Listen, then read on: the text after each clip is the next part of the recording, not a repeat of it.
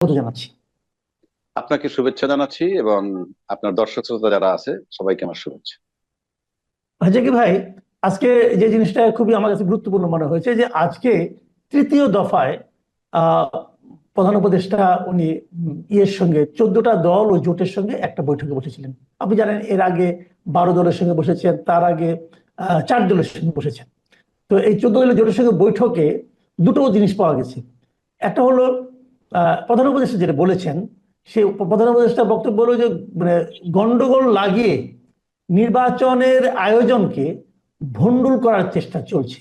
উনি এই আশঙ্কা প্রকাশ, আমি যদি পুরো পুরো বাক্যটা পড়ি, সেখানে এরকম বলেছেন উনি, যখনই নির্বাচনের প্রস্তুতি নিয়ে আমরা অগ্রসর হচ্ছি তখনই নানা ষড়যন্ত্র সামনে আসছে।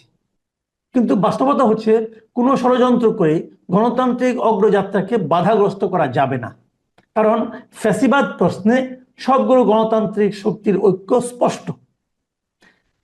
এই যে কথাটা উনি বলেছেন নির্বাচন নিয়ে, ওনার যে বক্তব্যটা, এটাকে আপনি কিভাবে দেখছেন?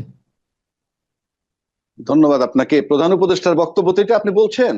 জি, জি, জি, উনি বলেছেন এটা। হ্যাঁ, উনি বলছেন যে, অর্থাৎ ওনার কথাটার মানে হচ্ছে এই, মানে ওনরা যত নির্বাচনের দিকে আগাচ্ছে তখন নির্বাচন বাতিল করার জন্য কোন শক্তি আবার আগাচ্ছে। এইটা হলো ওনার কথার জিস্ট। জি, জি, এটা যদি আমি সহজ ভাবে বলি, আপনি এখন লক্ষ্য করে দেখবেন যে আমরা যখন আন্দোলন করে বাংলাদেশ এই ফেসিজম মানে পতিত সরকারের বিরুদ্ধে যে আন্দোলনটা হইল, জি, সেই আন্দোলনের সময় কিন্তু দলমত নির্বিশেষে সবাই কিন্তু এই আন্দোলনে ঐক্যমত্য ছিল।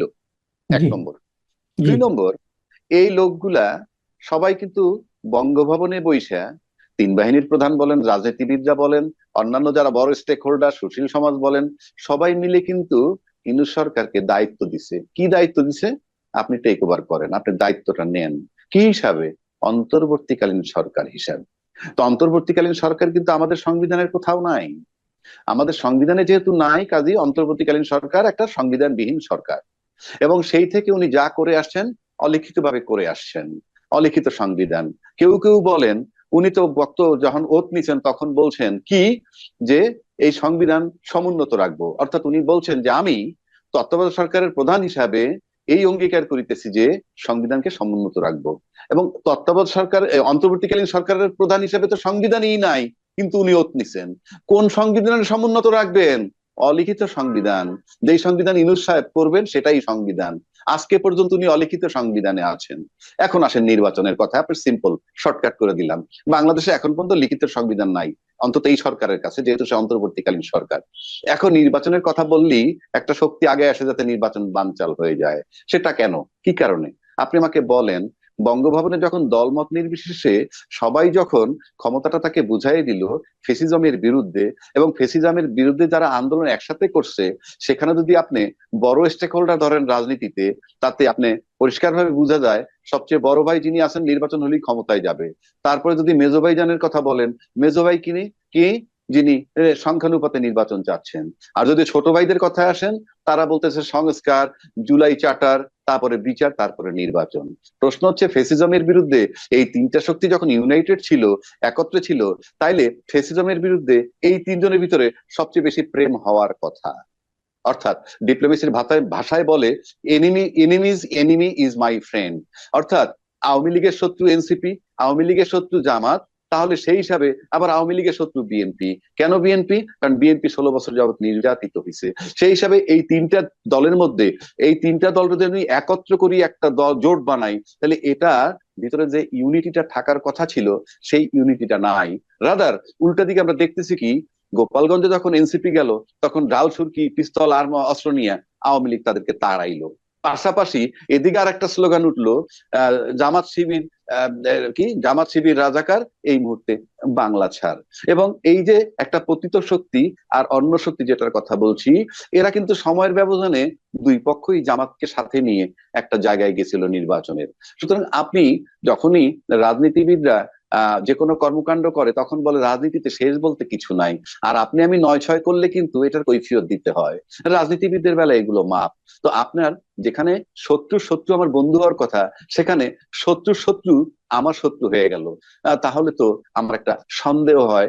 কারণ এই যে বিষয়গুলো রয়েছে, ইউনূস সাহেব যদি 3-4 দিনের মধ্যে ডেট দিবে বলছে, আপনি মোটামুটি নিশ্চিত থাকতে পারেন উনি যত তাড়াতাড়ি নির্বাচনের ডেট দিবে ঠিক তত তাড়াতাড়ি ওই শক্তিগুলা নির্বাচন বাতিল করতে আসবে। কেননা তারা বলতেছে সংস্কার বিচার এবং জুলাই চার্টার না হয়ে নির্বাচন করতে দিব না। আর সংখ্যানুপাতে যারা নির্বাচন চায় তারাও বলবে যে আমরা নির্বাচন করতে দিব না। সুতরাং ইউনূস সাহেব যদি আগামী 5-7 দিনের মধ্যে নির্বাচনের তারিখ দেয়, গন্ডগোল আগামী 5-7 দিনের মধ্যে রওনা দিতে পারে, শুরু হইতে পারে।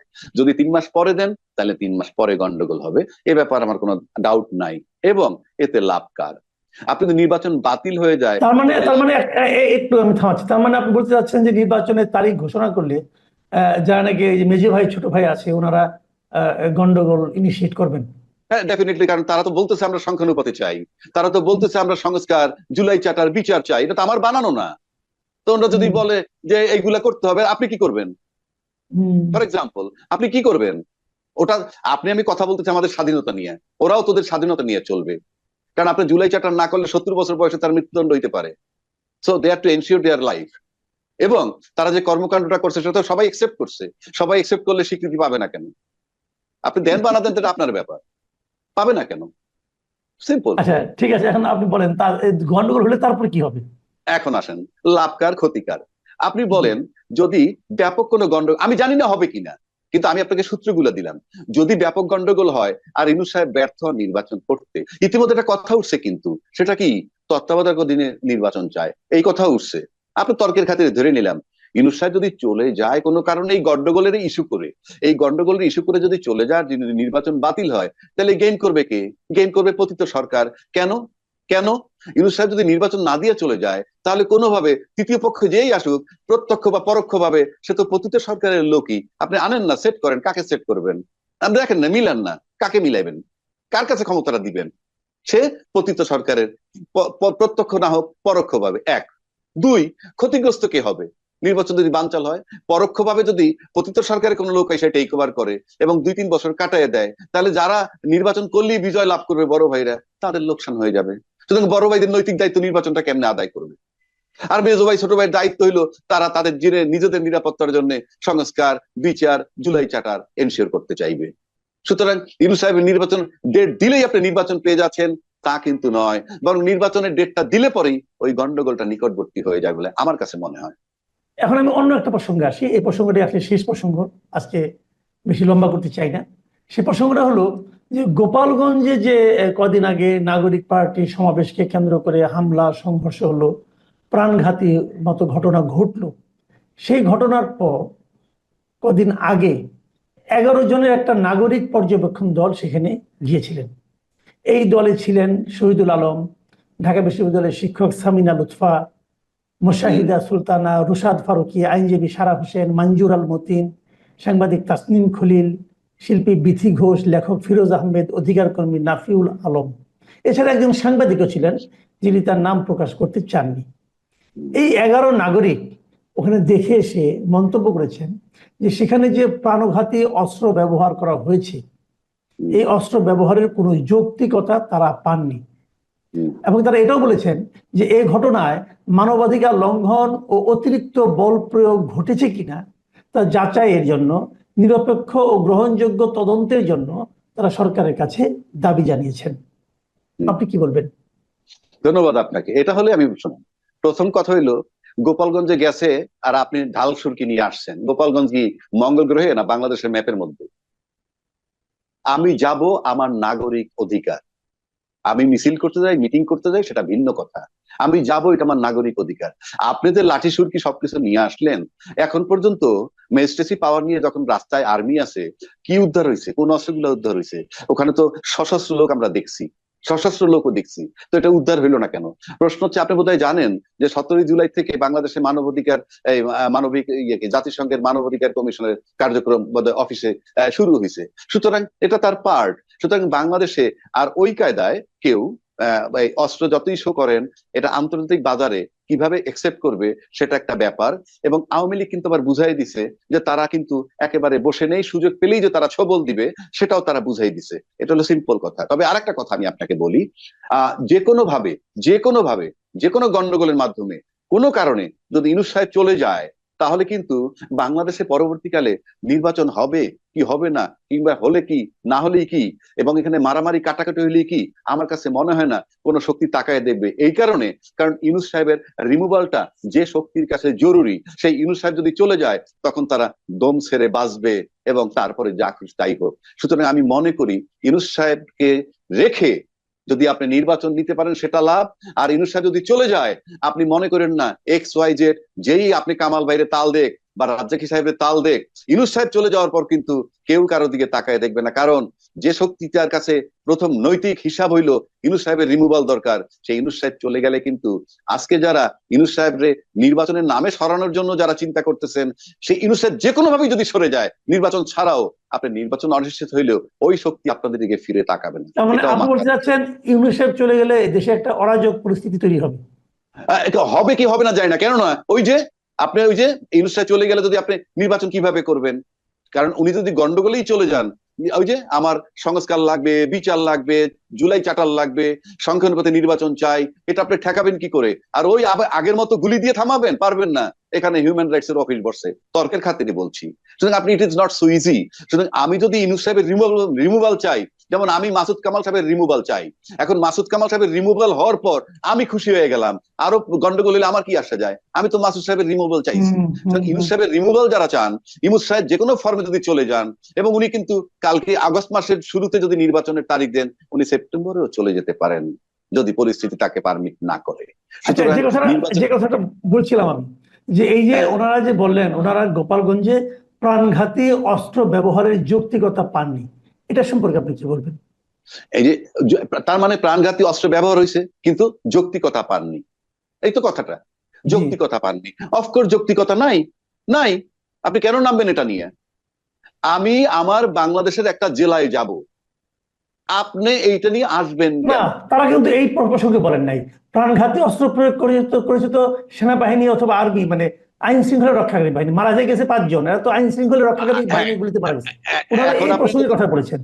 যদি এই প্রসঙ্গে বলে থাকে, অফকোর্স প্রশাসন, এটা কে মারছে এখানে কিন্তু পরিষ্কার আমরা দেখছি, যারা মিছিল মিটিং নিয়ে গেছে বা মিছিল করতে গেছে তাদের কাছে কোনো অস্ত্র ছিল না। অস্ত্র ছিল কার কাছে? গোপালগঞ্জের লোক নিয়ে আসছে আর প্রশাসনের কাছে।